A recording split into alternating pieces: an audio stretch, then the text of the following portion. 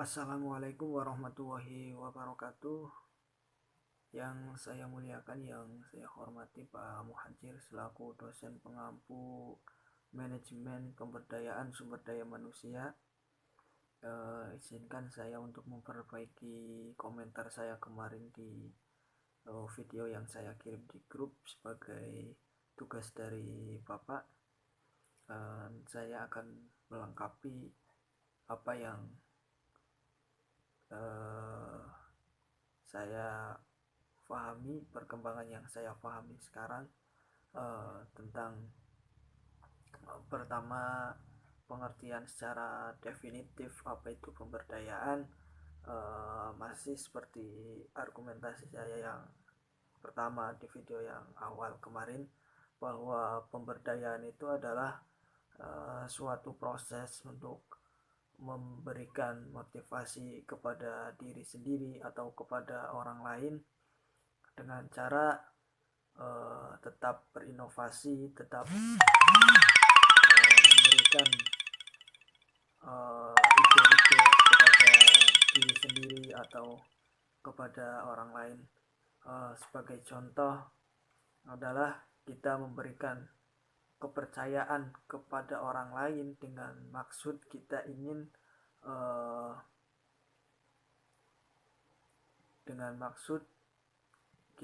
membantu mereka dengan cara-cara yang baik. Misal adalah ketika kita menjadi seseorang yang sukses, tentu ketika kita sudah di level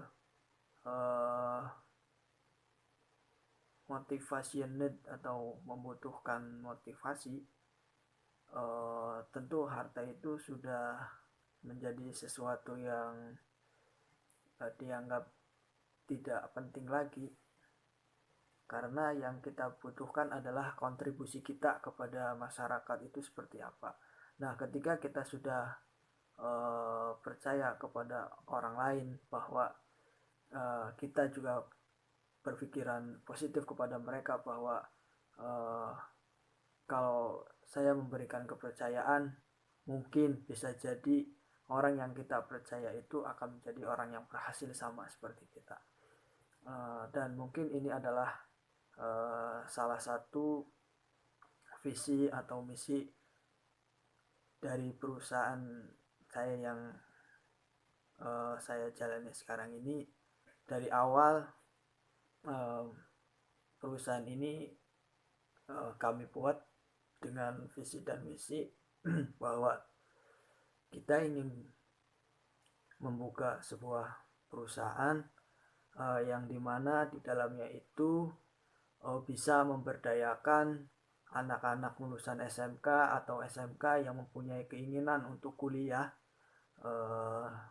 nanti kalau perusahaan ini maju bisa dibikin asrama sebagai asrama belajar bekerja begitu.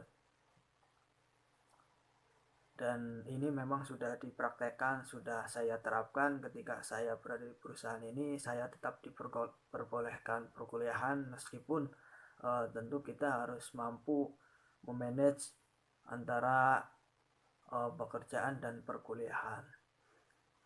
Nah, mungkin itu juga menjadi salah satu motivasi saya adalah ketika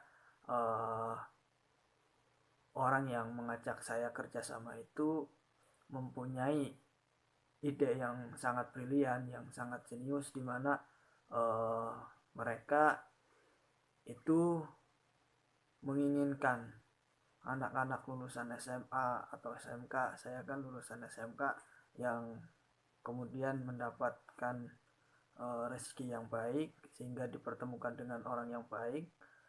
Dan ketika saya masuk di perusahaan ini juga sudah diberikan motivasi supaya saya jangan berhenti di lulusan SMK, tetapi harus berlanjut ke perguruan tinggi dan mudah-mudahan bisa sampai ke level yang paling tinggi, amin ya robbal alamin. Dan mudah-mudahan kita semua juga diberikan kelancaran,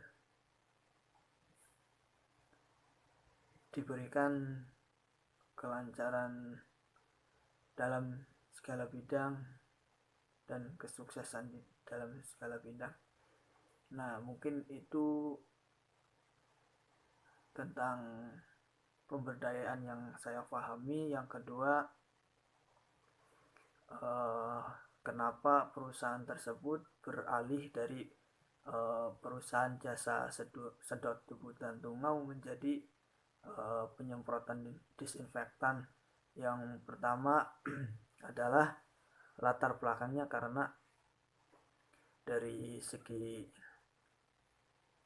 pencarian bahan baku disinfektan itu sendiri sekarang sudah sulit dan dimanfaatkan oleh oknum-oknum untuk menjual disinfektan itu dengan harga yang sangat tinggi. Maka perusahaan kami berkomitmen supaya disinfektan itu bisa diperjualbelikan dengan harga normal. Namun tidak hanya disinfektan saja yang dijual, tetapi kami menyediakan jasa dan disinfektan supaya orang itu bisa menjadi lebih mudah di dalam penggunaan disinfektan tersebut, karena disinfektan juga kalau digunakan secara sembarangan maka akan berbahaya bagi kesehatan mereka masing-masing.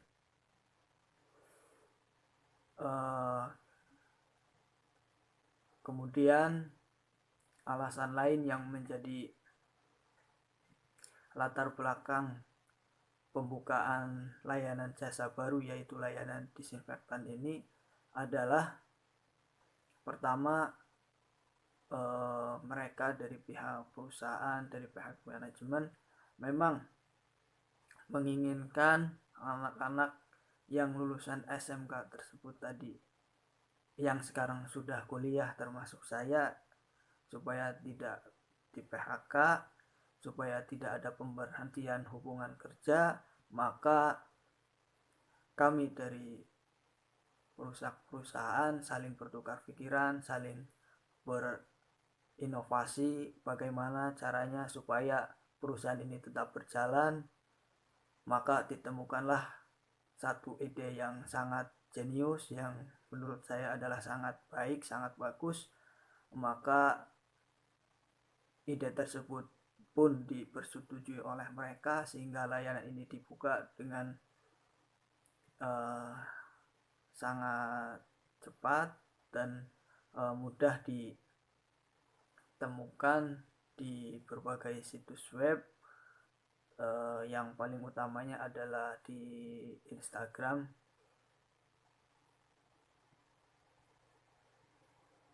Untuk lebih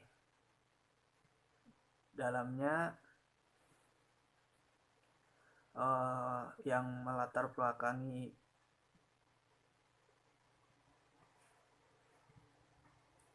pelayanan jasa baru tersebut adalah yang paling difikirkan adalah bagaimana karyawan yang sedang kuliah tersebut kuliahnya tetap berjalan dengan baik. Yang ketiga, mengenai video motivasi dari Mas Arli Kurni dan Mbak Christina Lee, memang benar-benar sungguh memberikan motivasi kepada kami, kepada saya terutama, karena dengan menonton video tersebut pikiran kami sebagai mahasiswa terbuka, dimana ketika Mas Arli terlilit hutang, bagaimana cara melunasinya, itu benar-benar sangat memotivasi kami. Dan yang saya tekankan adalah di mana posisi pemberdayaan diri sendiri atau self development itu adalah ketika kita dihadapkan oleh